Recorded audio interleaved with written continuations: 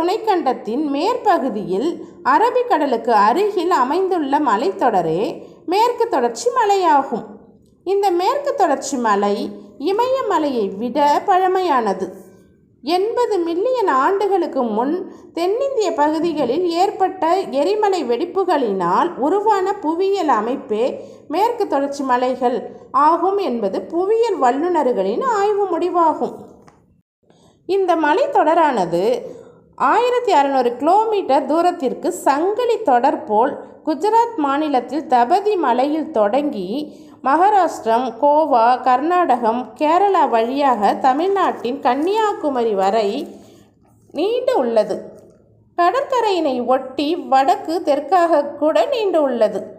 Arabic கடற்கரை பக்கமுள்ள மலைப்பகுதிகள் செங்குத்தாக உயர்ந்தும், தக்கான பீடபூமியின் பக்கமுள்ள மலைகள் கிழக்கு